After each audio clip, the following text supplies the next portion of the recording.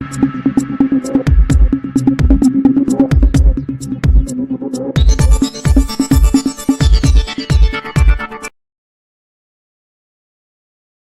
अपनी जनता से अपील करने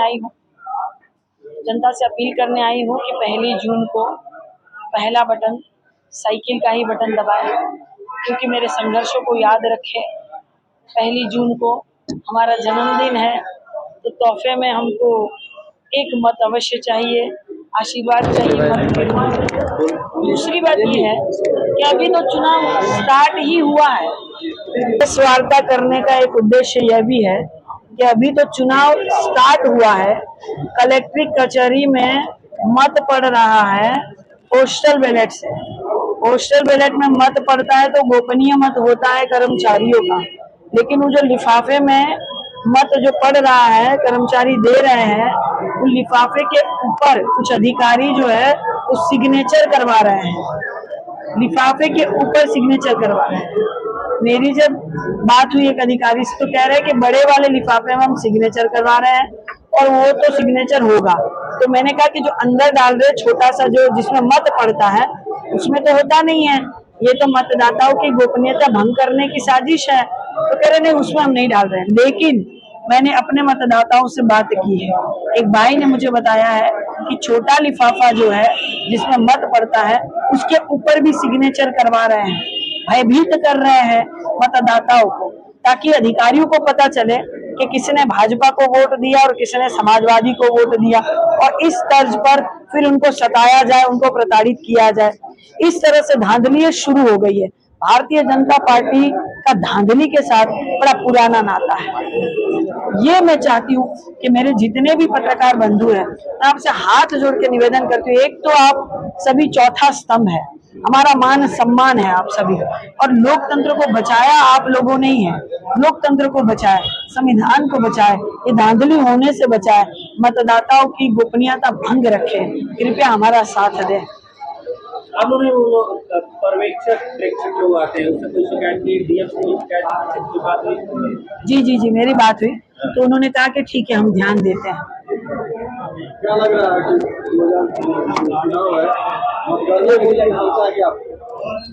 अब शुरू ही हो गया है धांधली करना, इन पर भरोसा कैसे करें। लेकिन जनता पूरी तरह से इस बार तैयार है। जनता अपने मुद्दों पर चुनाव लड़ रही है। जनता उनको वोट देने जा रही है जो घर की बहू बेटी बहुरिया है, जो यहाँ की बहुरिया है। जो फिल्मों में साड़ी पहन के नकली बहुरिया बनते हैं उनको वोट जनता नहीं देगी। जो बाहरी है सांसद जी जौनपुर के हैं, उनको वोट नहीं देंगी। सांसद जी अपनी सांसद निधि कहाँ खर्च किए उसका हिसाब जनता को नहीं देंगी, तो जनता वोट नहीं देंगे तो जनता वोट क्यों करेगी। सांसद जी कहते हैं गरीबों के पसीने से बदबू आती है, निषादों के पसीनों से बदबू आती है, तो निषाद समाज अपना मान सम्मान खोकर उनको वोट क्यों दे। दूसरी बात, सांसद जी कहते हैं कि हम खड़ाऊ पहन के साधु बन जाएंगे, हम हिमालय चले जाएंगे। जब हिमालय ही जाना है, साधु ही बनना है, तो वोट क्यों मांग रहे हैं और जनता अपना वोट खराब क्यों करे। जब हिमालय जाकर साधु ही बनना है तो कुर्सी की मोह माया जो है वो छूट नहीं रही है अभी तक। क्यों कुर्सी की मोह माया नहीं छूट रही है। जिनको साधु बनना होता है वो सांसारिक जीवन छोड़कर चले जाते हैं। इस तरह की घोषणा नहीं करते कि रैली भी करनी है, वोट भी मांगना है जनता से, और साधु बनने का जो है इस तरह की इच्छा भी जाहिर कर रहे हैं। तो साधु बन जाएंगे तो जनता किनके पास जाएगी, समस्या का समाधान कौन करेगा। रोड शो की अनुमति नहीं मिल रही थी क्या? हाँ, नहीं मिल रही थी, हमें रोड शो की अनुमति नहीं दी जा रही थी, जबकि माननीय मुख्यमंत्री जी, माननीय सांसद जी रोड शो कर रहे हैं। भारतीय जनता पार्टी की सत्ता में Bharatiya Janata party road show कर सकते हैं, प्रचार कर सकते हैं, लेकिन हम विपक्ष के लोग, समाजवादी लोग शांतिपूर्ण ढंग से अगर रोड शो करना चाहते हैं तो हमें अनुमति नहीं दी जा रही थी। क्या है ये डर है, ये भय है, किस बात के लिए लोकतंत्र की हत्या हो रही है, संविधान की हत्या हो रही है। इससे वही तो मैं कह रही हूँ कि सांसद जी को डर लग रहा है कि वो हिमालय जब चले जाएंगे, तो जब हिमालय ही चले जाएंगे तो जनता उनको वोट क्यों करे। जनता हिमालय ढूंढने जाएगी क्या उनको। किस तरह की ये बातें कर रहे हैं। पहली बात, हाँ बिल्कुल, जब साधु ही बनना है तो सांसारिक जीवन का मोह माया क्यों, राजनीतिक जीवन का मोह माया क्यों है भाई। अभी भी मोह माया छूटा नहीं है कुर्सी का। बहुत ज्यादा समर्थन मिल रहा है। मैंने कितने पत्रकार भाइयों को अपना पैर दिखाया अभी अभी, गोड़वा हमार सूजल बा, जब हमारे प्लास्टर रहे तब वो हम चलत रहनी है, हमारा प्लास्टर खुल गए तब वो हम चलत हैं, जनता के में हार्ट अटैक वाला दिक्कत भइल तब वो हम चलत हैं।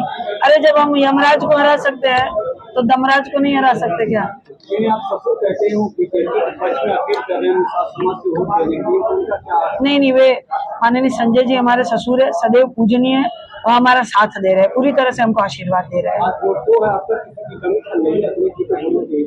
नहीं नहीं, देखिए ऐसी कोई बात नहीं है, मेरी जनता चुनाव लड़ रही है, मैं तो माध्यम हूँ, बस मैं चेहरा मात्र हूँ, नाम मात्र हूँ। लड़ तो जनता रही है, जनता वर्सेस सत्ता का चुनाव चल रहा है और जनता जीत रही है। कौन से समीकरण आपको जिता रहा है? पिछली बार जैसे मैं यहाँ की लोकल हूँ, मैं यहाँ की बहुरिया हूँ, माननीय सांसद जी फिल्मों में बहुरिया बनते हैं, मैं तो यहाँ की बहुरिया हूँ। दूसरी बात, मैं जनता के बीच में रहती हूँ, सुख में दुख में, चुनाव हो या चुनाव ना हो, मैं जनता के बीच में सदैव निरंतर चलती हूँ। पैर सूजा है, मैंने कितने पत्रकार भाइयों को दिखाया है, पैर उन्होंने दिखाया है, पैर सूजा है, मैं फिर भी जनता के बीच में चल रही हूँ। ये एक समीकरण है। अगर आप नेता बने हैं तो आप जनता के बीच में रहिए, उनकी समस्या का समाधान करिए, तो ये समीकरण है जो जनता हमको जिताएगी। क्या? अरे वो बाहर ही है, वो जाके जौनपुर में वोट देंगे, यहाँ काहे देंगे? साधु बनना चाह रहे हैं, हिमालय जाना चाह रहे हैं, दूसरे का भी वोट खराब कर रहे हैं। तो सही बात है, जब मतदाता ही नहीं है तो गोरखपुरिया कैसे? उनके कहने से क्या होता है मेरे भाई? उन्होंने कहा था 15 लाख आ गए, खाते में आ गए आपके। उन्होंने कहा था 100 स्मार्ट सिटी बन जाए 2022 से पहले, बन गए। उन्होंने कहा था किसानों की आय दुगनी हो जाए, हो गई। उन्होंने कहा था कि जो है सबके पक्का मकान मिल जाए, तो मिल गए। उनके कहने से क्या होता है? उनके कहने से कुछ नहीं होता। उन्होंने कहा था हम बहुत सारे गांव गोद लेंगे, अभी तो गांव गोद में ही घूम रहे हैं, गोद लिए वो गांव गोद में ही घूम रहे हैं, अभी तक उनका विकास नहीं हुआ है। तो ये धनिया छिड़कने वाली सरकार है, मात्र धनिया छिड़क के कहती है कि हमने विकास किया। अगर हम तारामंडल की बात करें, नौकायान की बात करें, नौकायान की नींव रखी थी बहन मायावती जी ने, शुरू किया माननीय अखिलेश यादव जी ने। अब ये बात वो हो गई कि पुलाव पकाना है तो गैस चालू किया बहन मायावती जी ने, पूरा का पूरा पुलाव पकाया ग्रेवी के साथ माननीय अखिलेश यादव जी ने। और भारतीय जनता पार्टी धनिया छिड़क के कहती है कि पूरा पुलाव हमने बनाया, हर एक चीज का श्रेय इनको लेना है। फीता कटा हुआ, उद्घाटन किया हुआ का री उद्घाटन करके कहती है ये हमने किया है। तो ऐसे नहीं चलता है ना।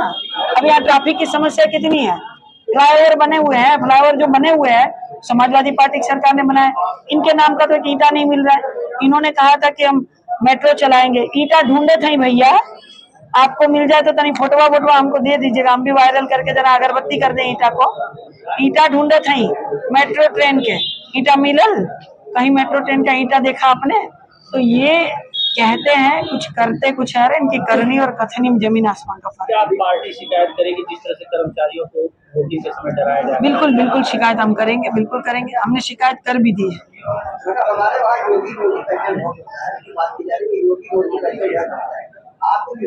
यहाँ नहीं चलेगा, यहाँ नहीं चलेगा। यहाँ घर वर्सेस बाहरी का चुनाव चल रहा है, घर की बहुरिया बेटी को जिताएंगे कि बाहरी को लोग जिताएंगे? दादाजी अंतिम चरण का मतदान है, क्या लग रहा है गर्मी रिकॉर्ड टूटेगा क्या? बिल्कुल, गर्मी तो चुनाव की है, देखिए लू ना हमको रोक नहीं पाएगी। गर्मी, इतनी गर्मी 49 डिग्री है आज, तो वो भी हमको नहीं रोक पाएगा। ठंडी हमको नहीं रोक पाती है, पैरवा चोट हमको नहीं रोक पाती है, हार्ट अटैक हमको नहीं रोक पाता है, हमको कोई चीज कभी नहीं रोक पाती है। मैं जनता के बीच में निरंतर सदैव चलती हूँ। इसी तरह गोड़ सूजा है, 15-15 घंटे में गाड़ी के बोनेट के ऊपर खड़ी रहकर प्रचार कर रही हूँ। कोई चीज मुझे जनता के बीच में जाने से, उनके सुख दुख में उनके बीच जाने से कोई चीज मुझे नहीं रोक पाएगी। बिल्कुल बिल्कुल, मतदाताओं से अपील करना चाहती हूँ कि 1 जून को मतदान अवश्य करें। 1 जून को जन्मदिन है तो हमको तोहफा चाहिए, आपका आशीर्वाद। मतदान अवश्य करें, पहले मतदान फिर जलपान। 14 साल से मैं संघर्ष कर रही हूँ, एक महिला होकर थोड़ी दया कीजिएगा। 14 साल में श्री रामचंद्र जी का वनवास खत्म हो गया था, हमारा वनवास कब खत्म होगा इसका जवाब आप ही सब देंगे। 400 पार 80 सीटें लाएंगे, क्योंकि गठबंधन बीजेपी जरिया कानून लाए और साधन हिसाब के साथ में सेल लगाने की कोशिश कर रहे हैं। कौन कह रहा है? बीजेपी कहती है। उनके कहने से कुछ नहीं होता। 15 लाख आ गए खाते में, उनके कहने से कुछ नहीं होता। बीजेपी जो कह रही है 400 पार, कुछ चेतावनी दे रही है। जैसे कहा था बेटी बचाओ, ये चेतावनी था कि भारतीय जनता पार्टी की सरकार आ रही है, अपनी अपनी बेटी बचाओ। माननीय रवि किशन जी अपनी बेटी को नहीं बचा पा रहे हैं, अपनी पत्नी के मंगलसूत्र का जो मान सम्मान नहीं रख रहे हैं, वो दूसरों के मंगलसूत्र पर कैसे बोल सकते हैं? उनकी पत्नी, उनकी बेटी दर दर की ठोकरें खा रही है। एक मेहरी को छोड़ के रखे, दूसरी मेहरी के साथ रह रहे हैं, 4 लड़का के साथ रह रहे हैं, एक बिटिया को छोड़ रखे हैं, उनको न्याय कौन देगा? वो जो कहते हैं ना कि 400 पार, वो कह रहे हैं कि अब की भारतीय जनता पार्टी की सरकार आ गई तो लहसुन हुई 400 पार, कड़ू तेल हुई 400 पार, दाल हुई 400 पार, टमाटर हुई 400 पार। चेता रहे हैं आपको, वो आपको चेतावनी दे रहे हैं। मैं बस इतना ही कहना चाहती हूँ कि I have struggling for 14 years. Even Sri Ramachandra ji's exile also ended in 14 years. When will my exile end? My people will decide how long my exile will last. Thank you so much.